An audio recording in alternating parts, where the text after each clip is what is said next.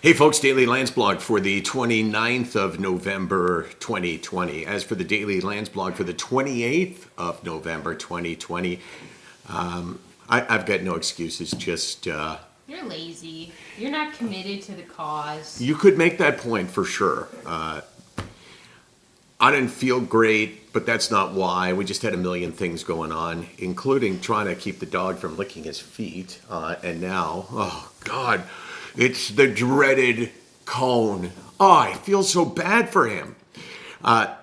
Here's why I'm talking about this.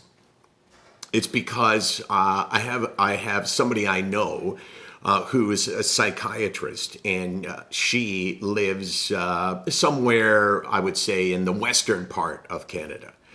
And she reached out to me to say that she has been battling her own mental health struggles, and that she has a real problem coming forward and sharing that with not the world so much. It's not like the whole world's going to find out, but the people in her community, whether it be her patients or her colleagues. And I thought, wow, that's pretty amazing when you think about it.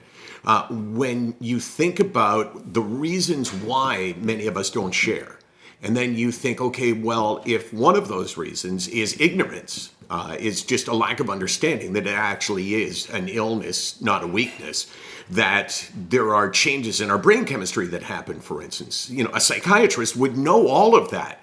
And I was thinking back to one of the first speeches I ever gave. It was after we released our documentary, Darkness and Hope, Depression, Sports, and Me. And my psychiatrist asked me to come to University of Toronto to speak to about 50 psychiatrists.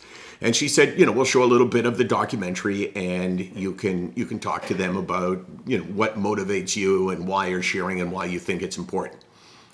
So this was, I don't know, probably 7 years ago. And I remember one of the first things I said was, how many of you have experienced depression or anxiety to the point where, you had the illness, not just typical sort of bad times? And nobody put up their hand. And I remember looking out at this lecture hall thinking to myself, oh my gosh, the stigma is alive, and it is well, and it is residing in the heads of these psychiatrists who are trained to deal with this illness that they will deny having. Because you can't have 50 people in a room. They probably averaged age, probably 55, maybe 50, maybe 48. I don't know what the average was. But it's impossible statistically to have that many people. And let's face it, we all know that psychiatrists aren't exactly the most mentally healthy people in the world. So I just thought, there's something there, and that tells me that it's not just about education, that even if you educate someone about their own illness, and I tell people all the time, you got to Google it, you got to find out more about it, and when you do, you'll think to yourself, well, obviously this is not my fault, this is not a weakness, this is an illness that has befallen me. I guess that's not going to do it. That makes sense, Case, what I'm saying? Yeah. Yeah.